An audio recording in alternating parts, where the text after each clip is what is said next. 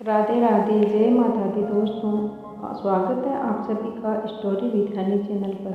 आज हम शरद पूर्णिमा की कथा सुन रहे हैं। शरद पूर्णिमा आश्विन मास के शुक्ल पक्ष की पूर्णिमा तिथि को मनाई जाती है, जो इस बार 28 अक्टूबर को है।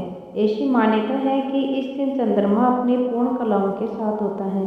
पौराणिक कथाओं के अनुसार समुद्र मंथन के दौरान शरद पूर्णिमा के दिन माँ लक्ष्मी प्रकट हुई थी। ऐसा माना जाता है कि इस दिन माँ लक्ष्मी धरती पर आती हैं और अपने भक्तों पर कृपा बरसाती हैं। तो आइए जानते हैं शरद पूर्णिमा की कथा। हर महीने में पड़ने वाली पूर्णिमा तिथि पर व्रत करने से भगवान विष्णु और माँ लक्ष्मी की विशेष कृपा प्राप्त होती है। माँ लक्ष्मी और भगवान विष्णु का आशीर्वाद करने के लिए एक साहूकार की दो बेटियां महीने में आने वाली हर पूर्णिमा को व्रत किया करती थी।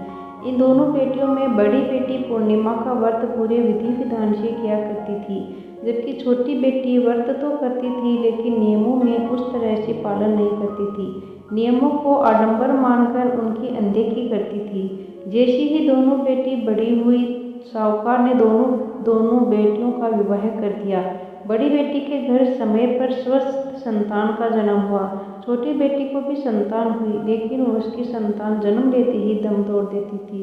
जब उसके साथ ऐसा 2 से 3 बार हो गया तो उसने ब्राह्मण को बुलाकर अपनी पूरी व्यथा सुनाई, साथ ही इसका उपाय बताने के लिए भी कहा। उसकी सारी बात सुनकर और कुछ प्रश्न पूछने के बाद ब्राह्मण ने उससे कहा कि तुम पूर्णिमा का अधूरा व्रत करती हो, इस कारण तुम्हें व्रत का पूरा फल नहीं मिल पा रहा है और तुम्हें अधूरे व्रत का दोष लगता है। ब्राह्मण की बात सुनकर छोटी बेटी ने पूर्णिमा व्रत पूरे विधि विधान से करने का निर्णय लिया, लेकिन पूर्णिमा आने से पहले ही उसने एक बेटे को जन्म दिया। जन्म लेते ही बेटे की मृत्यु हो गई। इस पर उसने अपने बेटे शव को एक पीढ़े पर रख दिया और ऊपर से एक कपड़ा इस तरह ढक दिया कि किसी को पता न चले। फिर उसने अपनी बड़ी बहन को बुलाया और बैठने के लिए वही पीढ़ा दे दिया। जैसे ही बड़ी बहन उस पीढ़े पर बैठने लगी, उसने लहंगे की किनारी बच्चे को छू गई और वह जीवित होकर तुरंत रोने लगा। इस पर बड़ी बहन पहले तो डर गई और फिर छोटी बहन पर क्रोधित होकर उसे डांटने लगी कि क्या तुम मुझ पर बच्चे की हत्या का दोष और कलंक लगाना चाहती हो? मेरे पीटने से यह बच्चा मर जाता तो?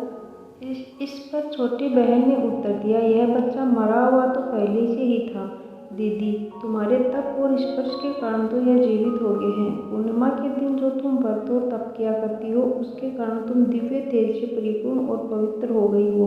अब मैं भी तुम्हारी ही तरह व्रत और पूजन करूंगी। इसके बाद उसने पूर्णिमा व्रत विधि विधान से किया और इस व्रत के महत्व और फल का पूरे नगर में प्रचार किया। जिस प्रकार माँ लक्ष्मी और भगवान विष्णु ने साहूकार की बड़ी बेटी की कामना पूर्ण कर सौभाग्य प्राप्त किया, वैसे ही हम पर भी कृपा करें। जय माता दी।